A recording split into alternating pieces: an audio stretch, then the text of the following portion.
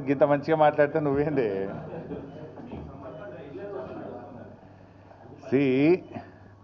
Social మీడియాలో వచ్చిన వార్తల మీద ట్విట్టర్లో నేను అదే రోజు ఖండించిన. ఒకటి.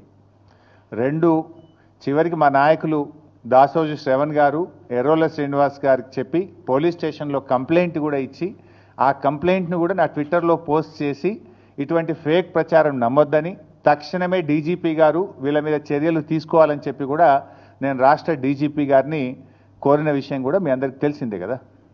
ఏం రగ్గారు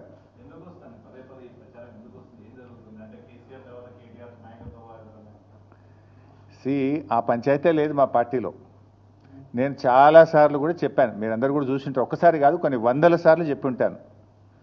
ఇవాళ కేసీఆర్ గారు మా పార్టీ అధ్యక్షుడు, ఆయన యొక్క ఆదేశాలను తూచా తప్పకుండా పాటించే ఒక క్రమశిక్షణ కలిగిన కార్యకర్త హరీష్ రావు అని చెప్పిన. ఇది బహుశా వందల సభల్లో చెప్పిన, టీవీ డిస్కషన్స్లో చెప్పిన, ప్రెస్ మీట్లలో చెప్పిన, చిట్చాట్లో చెప్పిన, అనేక సందర్భాల్లో కూడా చెప్పిన.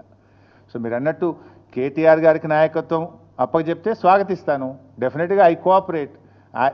ఒక కార్యకర్తగా హరీష్ రావు పార్టీ నిర్ణయాన్ని, కేసీఆర్ నిర్ణయాన్ని ఎప్పుడైనా శిరసా వహిస్తాడు తప్ప గీత దాటే వ్యక్తి కాదు.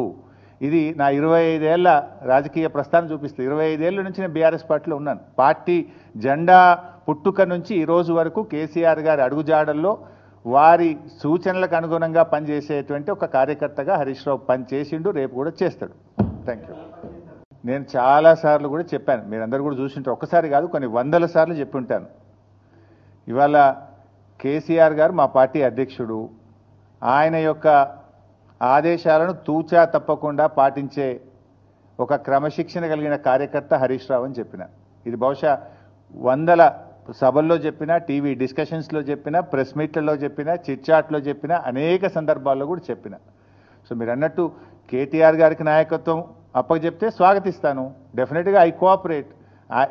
ఒక కార్యకర్తగా హరీష్ రావు పార్టీ నిర్ణయాన్ని, కేసీఆర్ నిర్ణయాన్ని ఎప్పుడైనా శిరసా వహిస్తాడు తప్ప గీత దాటే వ్యక్తి కాదు.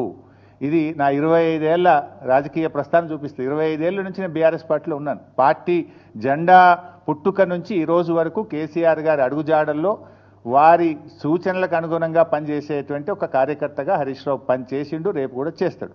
Thank you.